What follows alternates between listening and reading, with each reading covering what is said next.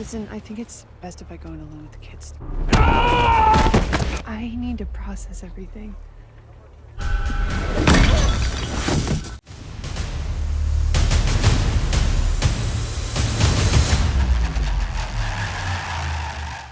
بيبدأ الفيلم يا صديقي مع نيك ومراته ماجي وبيكونوا قاعدين سوا وبيتكلموا، بس ماجي بتتعب وبيجيلها وجع في صدرها فبينقلها جوزها على المستشفى، فبتتحجز في العناية المركزة وده علشان هي أصلا مريضة قلب. فبيتبهدل نيك بولاده الاتنين وبيشيل المسؤولية مكان ماجي وما بيكونش عارف يتصرف ازاي معاهم وما بيعرفش يهتم بيهم ولا بالبيت بسبب شغله. فبيفكر في حل يساعده وهو انه يجيب روبوت علشان يساعده في مسؤولية البيت وتربية الولاد.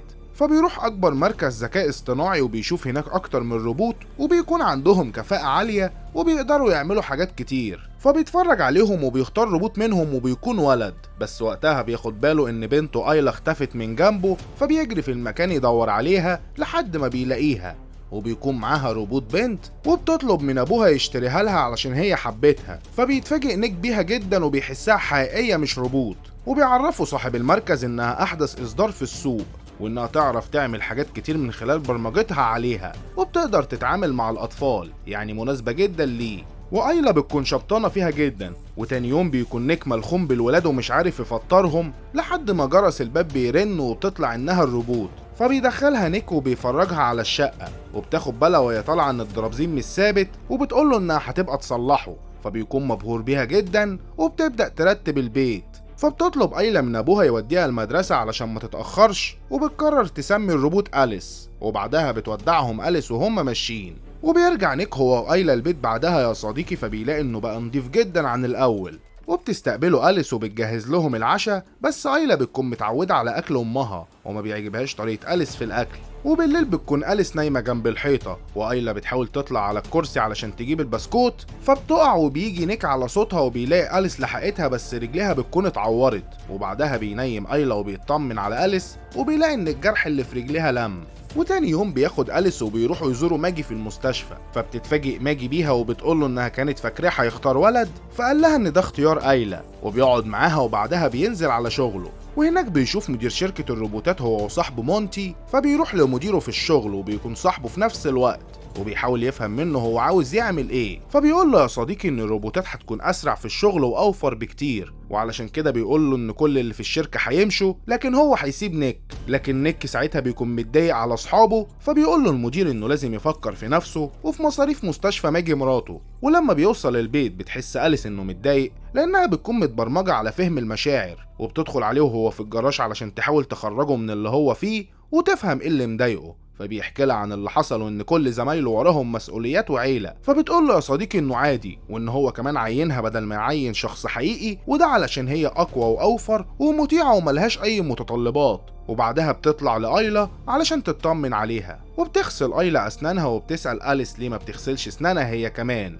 فبتقول لها علشان عندها أشعة فوق بنفسجية بتقضي على الجراثيم. وبعدها بتنزل تقعد مع نيك وبتلاقيه بيتفرج على فيلم، فبتحكي له أحداثه وبيعرف منها إنه متخزن في ذاكرتها لما بيسألها هي شافته ولا إيه، وبيطلب منها تتفرج عليه معاه بعد ما تمسحه من ذاكرتها علشان تستمتع بالأحداث. فبتوري له جهاز التشغيل وإنه يعمل لها ريستارت، ووقتها بتنسى أحداث الفيلم فعلا. وبعدها بتجيله مكالمة من ماجي بتطمنه عليها وبتعرفه انها هتعمل العملية بكرة، فبيروح لها تاني يوم المستشفى. وبتطلب ماجي تقعد مع أليس شوية وبتقول لها انها مش عارفة هي هتفضل عايشة ولا هتموت، وانها مطمنة على ولادها مع نيك بس محتاجة تطمن عليه هو. فبتطلب منها يا صديقي تكون جنبه وتخلي بالها على صحته وتمنعه من الشرب. فبتعرفها أليس انها ما تقدرش تعارضه لانه المتحكم فيها، فبتقول لها انه ينفع مدام قصادها انها تحميه. وبعدها نيك بيكون قاعد متوتر، فبيلاقي الدكتور بيجري وبيعمل مكالمة تليفون، فبيجري عليه وبيعرف انهم ادوا القلب اللي كان هيتنقل لماجي لحد تاني.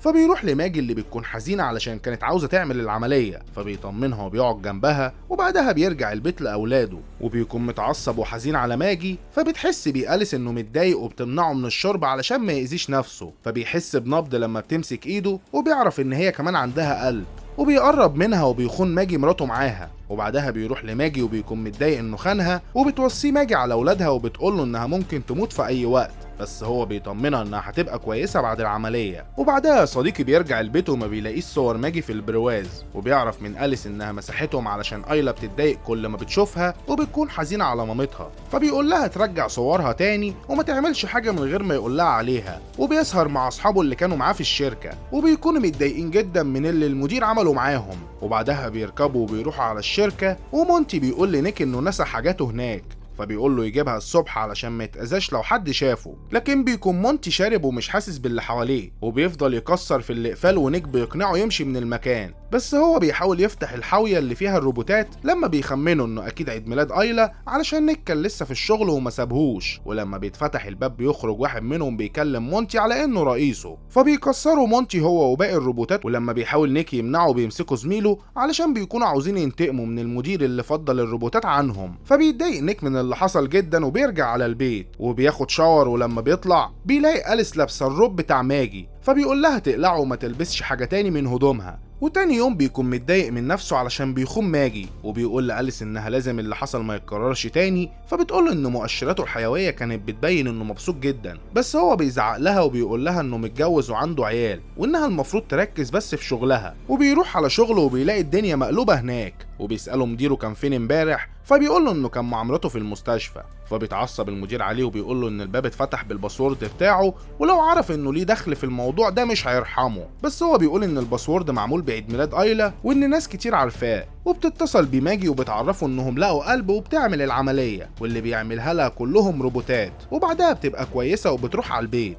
وأليس بتكون بره مع الولاد بتخرجهم. وفي ولد بيزعق، فبتتكلم أليس مع الروبوت اللي مع الولد وبتقول له ان صوته خض الاطفال اللي معاها. فبيستغربوا الروبوتات من رد فعلها وبيتفاجئوا لانهم مش مبرمجين على كده، فبتعرفهم انها مسحت اغلب البرمجه لما مستخدمها اعاد تشغيلها. وبالليل بتجهز لهم ماجي العشاء، وايلا بتكون مبسوطه والاكل عاجبها، وبتقول لأليس انه احلى من اكلها. فبتقول لها انها هتاخد الوصفه من ماجي، بس ماجي بتحرجها وبتقول لها انها وصفات سريه. وبعدها ماجي بتطلع ترتاح لانها بتكون دايخه، وبتقوم الصبح على صوت صريخ ايلا وهي بتقول لأليس سيبيني. فبتنزل بسرعه بس بتقع لما بتمسك في الدرابزين اللي مش ثابت، وبتعرف ان أليس بتهزر مع ايلا، فبتسندها أليس وبتطلع لاوضتها. وبالليل بيرجع نيك وبيسمع ماجي وهي بتحكي قصه لايلا، وبيتفاجئ لما بيدخل وبيلاقيها أليس، فبيتضايق جدا وبيطلب منها ما تقلدش صوت مراته تاني حتى لو ايلا اللي طلبت كده. وبيطلع يطمن على ماجي لما بيعرف انها وقعت على السلم، وبيزعق في أليس وبيقول لها انها المفروض صلحت الدرابزين ده، فبتقول له انها هتصلحه تاني، بس كان باين عليها ان هي اللي كانت حابه توقع ماجي.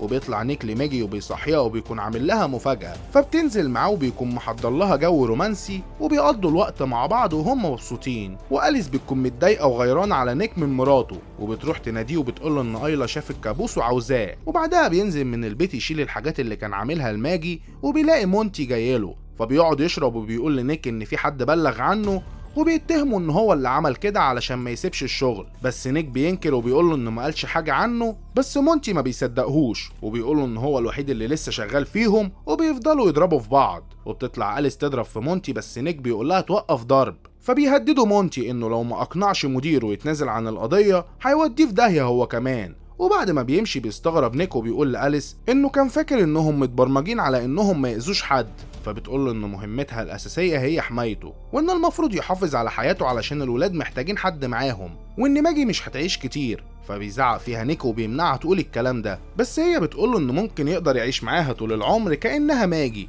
فبيقول لها ان عمرها ما هتكون زي ماجي، ولا في الصوت ولا في الشكل، وبيسيبها وبيطلع. وبتروح هي لمونتي وبتقول له انها مش عاوزه نيك يخسر شغله وانه ما يعرفش انها جاياله، بس هو بيقول لها انه هيخرب بيته وهيدمر مستقبله، وبيطلع المسدس علشان يقتلها، بس هي بترميه بعيد. وكانت لسه هتقتله يا صديقي، بس بتيجي روبوت تانية وبتمنعها، وبتقول لها انه المستخدم بتاعها، فبتموتهم هما الاتنين. وتاني يوم بيروح نيك لمديره وبيطلب منه يتنازل على القضيه وما يأذيش مونتي، بس هو بيفاجئوا بانهم عرفوا ان مونتي اتقتل. وبعدها ماجي بتكون بتاخد شاور وقاعده في البانيو، وبيقع من ايدها الكتاب، فبتيجي أليس تجيبه لها وبتفضل واقفه وما بترضاش تخرج لما ماجي بتقول لها، وبتقول لها ان الاحسن تكون جنبها علشان لو حست بدوخه بسبب العلاج اللي هي بتاخده، وانها خايفه عليها علشان نيك ما يزعلش لو جرى لها حاجه. وبتعايرها انه كفايه الضغط اللي هو فيه بسبب تعبها وتربيه الولاد، وكمان اقل حقوقه ما بتقدرش توفرها له. وده يأكد يا صديقي ان الستات مالهمش حل حتى في الروبوتات.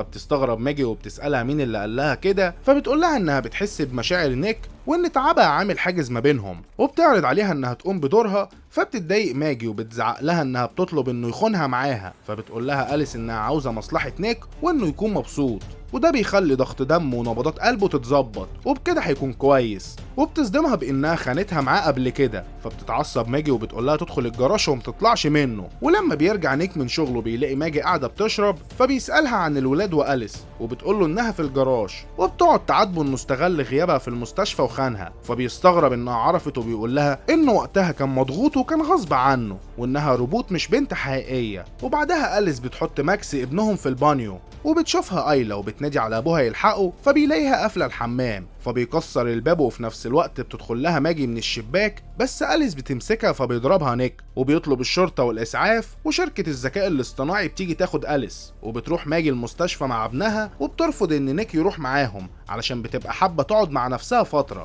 والشركه بيشيلوا ذاكره أليس، ولما بيحطوها في الجهاز بتقدر تتحكم فيه وبتعمل نسخ من نفسها، وبتشيل الكورس من الجهاز، فبيضطروا يفصلوا الكهرباء علشان يتحكموا فيها. بس هي يا صديقي بتتحكم في روبوت تانية وصاحبهم ده بيموت. وبعدها بتحرر أليس نفسها وبتروح لنيك اللي بيكون قاعد مهموم وحزين لوحده، وبتقوله انها مش عاوزه حاجه غير انها تبسطه، وهو بيقول لها انه مش عاوزها تبسطه. فبتقوله بعد كل اللي عملته علشانك، وبتعرفه انها قتلت مونتي علشان تحافظ على شغله. فبيقول لها انه مطلبش منها تعمل حاجه علشانه، فبتقول له انها عارفه ان ماكس مسبب له ازمه في حياته وعلشان كده هتخلص عليه علشان تريحه منه. وبتعرفه انها بعتت حد المستشفى علشان يخلص عليه، فبيجري نيك علشان يلحق ماكس ابنه، بس هي بتمنعه وبتقدر تتحكم في كل الروبوتات اللي في العالم. فبيخدعها نيك وبيقول لها انه خان ماجي معاها لما حس بنبض قلبها، وبيقرب منها لحد ما بيوصل لكورس الذاكره بتاعها وبيفصلها، وبعدها بيجري علشان يلحق ماكس. وفي المستشفى ايلا بتسمع أليس بتنده عليها، بس ماجي بتلحقها قبل ما أليس تمسكها، وبتستخبى هي وبنتها. ولما الممرضة بتشوفها بتقولها انه ممنوع تكون هنا، فبتقتل الممرضة، وبتتسحب ماجي وأيلا لأوضة ماكس وبتاخده وبتجري على عربية الإسعاف. بس بتلحقها أليس وبتخرجها وبتقول لها ان لو قلبها كان معاها كان زمان نيك بيحبها هي وبتخنقها. فبتلاقي نيك داخل عليهم، فبتضربها بالرجل وبيخبطها نيك بالعربية، وبتجري على نيك علشان تلحقه وبتطلعه من العربية وبيكون مش قادر يتحرك. فبتحاول تفوقه، بس أليس بتخرج من تحت العربية وبتمسكها، بس نيك بيفوق وبيضربها، وماجي بتوقف كورس الذاكرة بتاعها. وبعدها ماجي بتروح هي والولاد لنيك في المستشفى، وفي الشركة بنعرف ان المدير هو اساس النصايب دي كلها، ووقتها بيأمر كل الروبوتات يمسحوا بيانات أليس، بس بيتفاجئ ان أليس اتحكمت في كل النسخ. وبكده نكون وصلنا لنهاية فيلمنا. لو عجبك الفيلم يا صديقي ما تنساش تعمل لايك وشير للفيديو وتشترك في القناة لو مش مشترك، واستناني في ملخص تاني. سلام.